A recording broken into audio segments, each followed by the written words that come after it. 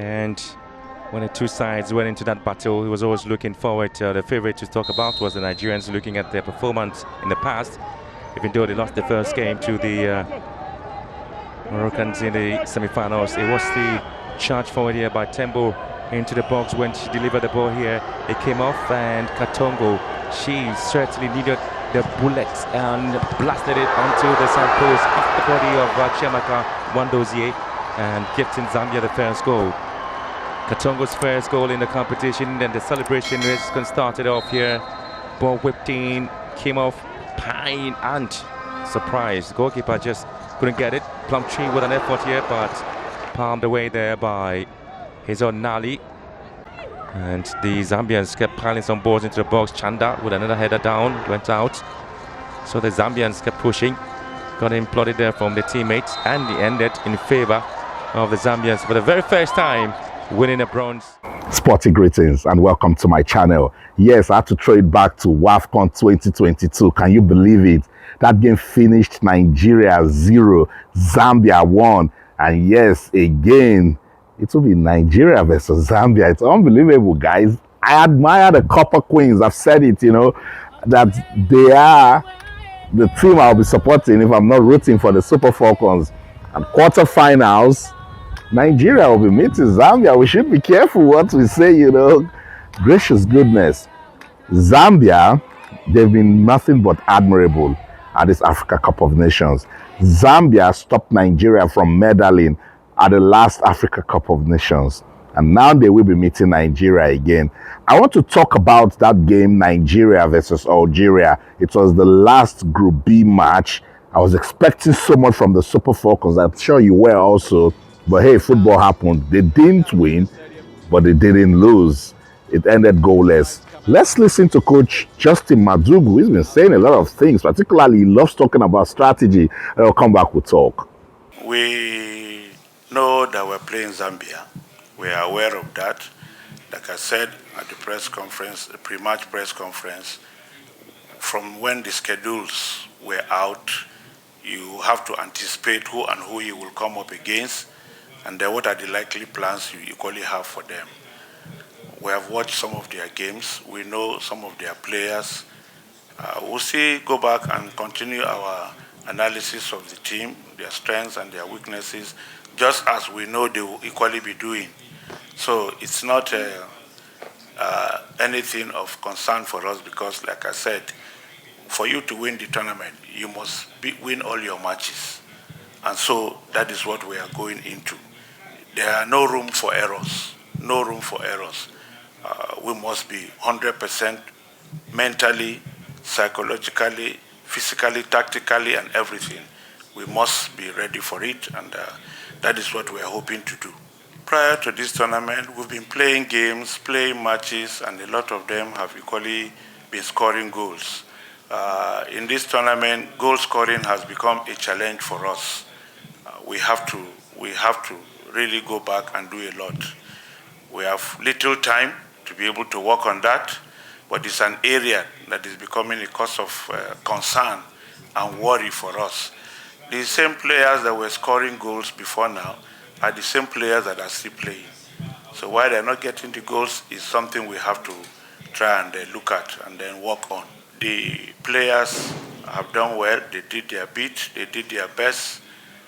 Things didn't just go our way. But we are impressed with a lot of them, and we are hoping that between now and the next game we'll be playing, we will have to take a decision, looking at what will happen between now and when we'll be having our training sessions leading up to the game. I cannot sit here now and say whether they will make it or not, because you can never tell what can happen between now and then. So by the time we conclude our preparations towards the quarterfinal match, we will know who amongst them is fully ready and fit to be able to play in the next game. Yes, a lot of things may have changed. The attitude, the mentality, the approach to game, the game strategy may not have worked for us perfectly. But I give credit to them also. They also have shown a lot of hunger. They want to qualify. They had an opportunity of qualifying to the next stage of this competition for the first time. So they had that extra motivation. And that is not to say we also took our foot off the pedal. We didn't. We gave it all our best, but eventually it didn't work out the way we expected. So it's they have progressed, they have improved, and we will not say we have retrogressed because it was not the same team that played against them that equally played them today. I'm impressed with a lot of them. They did their best. Like we said, it's just the aspect of the goal scoring that became more of a snag. If they had converted the chances that came their way, I think would have had a greater challenge of having to decide who starts and who does not start. But on a general note, for me, they have done creditably well. I appreciate their performance, and we'll continue to make them better because there are areas that we know, we have noticed that we still need to work on. And with every game you play, there will always be errors and things that you will notice and you want to improve on your team. Considering the fact that we equally made a lot of changes in the team, we have seen a lot of other players and what they can also bring to the table. So going into the quarterfinal stage, we are aware of what the quarterfinals is all about, and between now and then, some of the little areas that we have noticed that we have shortcomings, we will try to improve on them before the next game at the quarterfinal stage. Yeah, Coach Justin Madugu. Yeah, I think he did well as a coach, particularly how he's talking about his team, defending his team. He knows his team. Look, because sometimes when I look at the bad results, I try to see where should I put it? Should I put it on coaching competence or players' performance? I think after watching Nigeria, Algeria, I want to put it on coaching competence. I'm sorry, Coach Justin Madugu, but you're not handling this team like you know the team. Particularly someone who is always big on strategy and will change it, no match is the same. I thought against Algeria, the Super Falcons were just clueless. Clueless. Let's start by looking at the team. By the way, the team coach Justin Madugu fielded on a good day should beat Algeria. Remember, we played a friendly and it was an easy ride for the Super Falcons, but I understand this is competition mode and Algeria needed not to lose to make it to the quarterfinals. And that was their strategy, that was their game plan, and it worked for them. But let's run through the starters of that game for Nigeria. The defenders, it was good to see Oladipo in there. By the way, Coach Justin Madugu adopted his 3-4-3 formation. Oladipo was in there, Miracle Sani was there, and of course, Tosin Dimei. I thought it was a fair enough, good defensive display from the three of them, particularly that it's a young defense line and they didn't concede. The midfielders, Sikiratu Issa, she was the National Amazons. I like her a lot. She started. Ucheibe, regular in the team. Ajibade, the captain, Rashidat, she was there. Jennifer Echegini was also there. So the four of them, easy peasy, can get the job done. What do we have in forwards? Chinwendu Ezu has shown that she actually can be a starter. So the coach said, okay, go in and let's see what you can do, because she has been the miracle worker in the last two games. She comes in and then she scores super sub quality. She started. Francisca Odega, all day, every day, top player, started. And then Ufoma Onumonu. I looked at the team and I said, I don't care. This is the Super Falcons. This is just good enough to beat Algeria. And it didn't happen, you know. And if you take a look at the statistics, they didn't really create chances. For instance, they had 24 shots in that match and only 2 were on target. Just 2. Algeria, by the way, had just 1 and none on target. But if you are having 24 shots in a game and just 2 on target, it tells you how ineffective the team is, how unproductive that team is. We saw it against Botswana, and I talked about it. Some of you guys called me out. No, before They scored a goal. They had shots on target. I was following that game. If they had any shot on target, maybe just one. And I told you guys that we have to be careful against Algeria because Algeria came with a game plan. They know if they don't lose to Nigeria, easy peasy, they will get to the quarterfinals. And that's what they did. If you take a look at the pass accuracy, you could tell they didn't do badly. Nigeria had 377, Algeria had 333. Ball possession, 55% to Nigeria, 45 to Algeria. So they also had a good share of the ball. So there was, okay, when we hold the ball, let's try to, suck pressure on them and let them not do anything with it when they get the ball. And it worked for them. Let's listen to Coach Farid.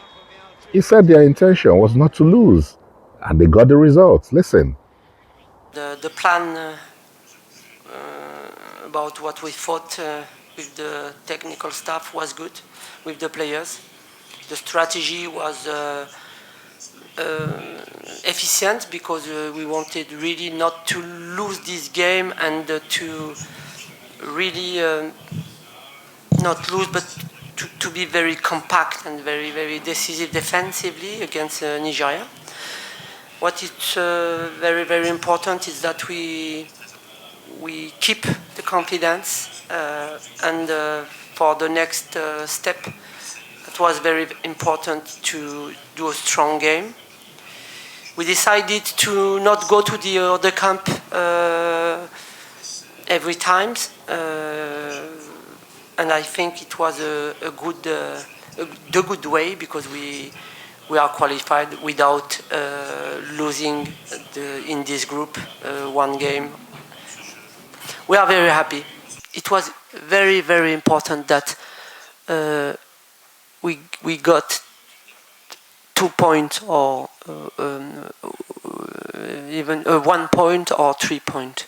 That was the deal with my team. But yes, my philosophy is not really defensive.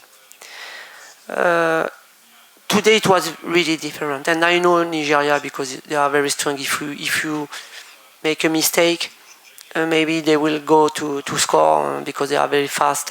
But no, quarterfinal will be really different, and I can't change my philosophy just sometimes.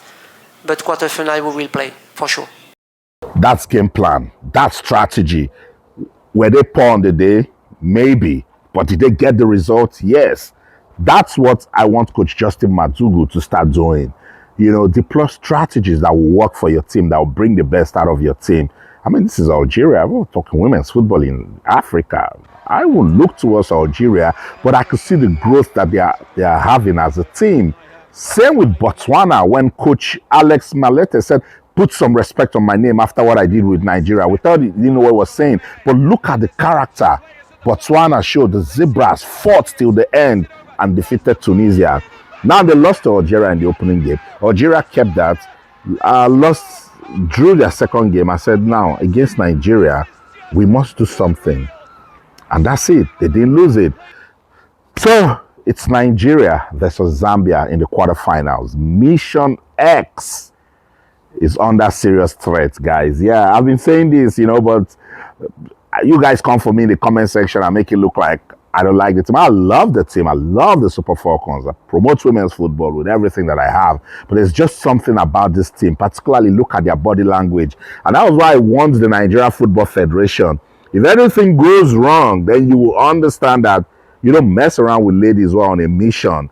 So I've been saying use good PR now to make sure everything is just fine with the team. They need to play Zambia. Now it means that in Zambia's last 3 appearances at the Women's Africa Cup of Nations, they've met Nigeria. I think the first time was in 2014. Nigeria thrashed Zambia 6-0. They met again in 2018. It finished Nigeria 4, Zambia 0. And then they met in 2022, the last WAFCON, and Zambia stunned Nigeria. Zambia won by a single goal. That time, I can remember, no Barbara Banda. And some of the big, good players that I'm seeing now in the team. So it's going to be really, really tough for Nigeria. But if they put it together, if you want to talk about individual talent, Zambia doesn't come close in any way. If you want to talk about good team cohesion, performance, if the coach will get it right, understand where to use players, know the kind of substitutions to make, man, it would be difficult to bet against Nigeria in women's football in Africa, even if they're playing South Africa or even Morocco. But it's just that the gap is closing now. And it's simply because of the type of attention that the Nigeria Football Federation is giving to women's football. Talent, I keep saying it cannot do it alone. So I didn't want to talk much. I just wanted us to throw back to 2022, let you see that Nigeria didn't beat Zambia. In fact, Zambia stopped Nigeria from wearing a medal from that WAFCON in Morocco. And now Nigeria will meet Zambia again in the quarterfinals. Coach Justin Madugu, if there's any time you need to redeem yourself, it is this game against Zambia. Because if we're to go by what we saw against Botswana and Algeria, it's a no-no. You need to find a way to put fire back into the team because there's so much quality in the Super Falcons team. And I know that they want to do, they want to do much more to get us talking again, to get the fans loving them again. So, we'll wait. Quarterfinals, big one. I said it and I'll say it again. Zambia taking on Nigeria. The Copper Queens versus the Super Falcons. Guys, where do you think it will go? And let's be realistic. I know you want to say, oh, because by the way, I'm wearing my national team outfit for Nigeria. But what I've seen on paper, on current form, you want to fear and respect Zambia for what they've done already. But hey, this is football where anything can happen. Where do you think it will go? Let's talk about it in the comment section. I'll see you around again. That's it.